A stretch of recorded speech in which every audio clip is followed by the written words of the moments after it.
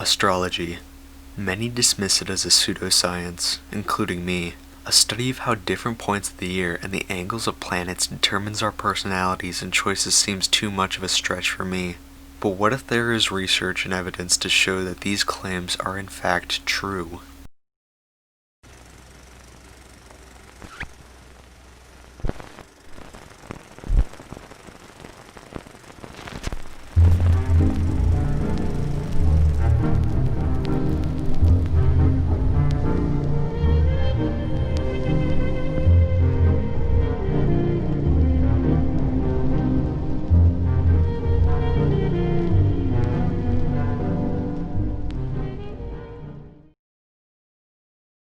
Michael Gaquelin was an astrologist during the 1950s to 1991. His goal in life was to research the many aspects of astrology, including zodiac signs and birth charts, to determine if these so-called pseudosciences had any real basis in the scientific world. Most tests found that most of what he studied was based on chance, except for one. Enter the Mars effect, the only study by Gaquelin that was able to be backed up with testing and research. The basic idea behind the effect is that the position of different planets determines different professions. Most famous of all, and where the name comes from, the position of Mars affects your ability as an athlete when you're born.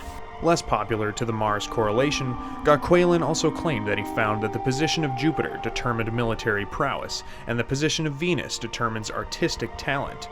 Astrologists fully support the Mars effect, as it helped legitimize their claim that the solar system actively influences our path in life. Most others were skeptical of this study. Gaquelin created a diagram mapping the position of Mars in relation to the ecliptic of the Earth.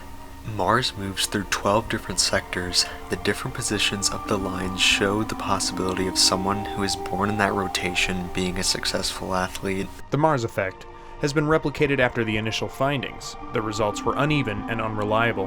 The effect can be explained with, ironically, chance.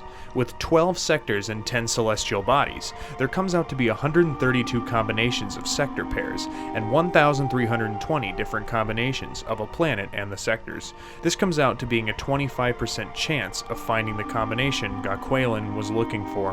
The Mars effect correlation was also very thin, being between 5 to 25%. Unfortunately, in 1991, Gaquelin committed suicide, possibly due to the constant back and forth and criticism from both skeptics and astrologers from his data he found. Many fans of astrology today still give credit to the Mars effect as being the only time to date that astrology has been backed up with scientific data and tests. At the end of the day, the Mars effect was more than likely just a coincidence and nothing more.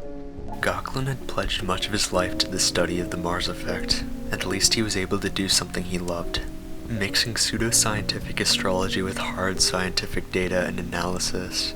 Maybe one day there will be an indefinite correlation to our lives and the skies above. Stay curious. Join us again next time when we once again go obscure.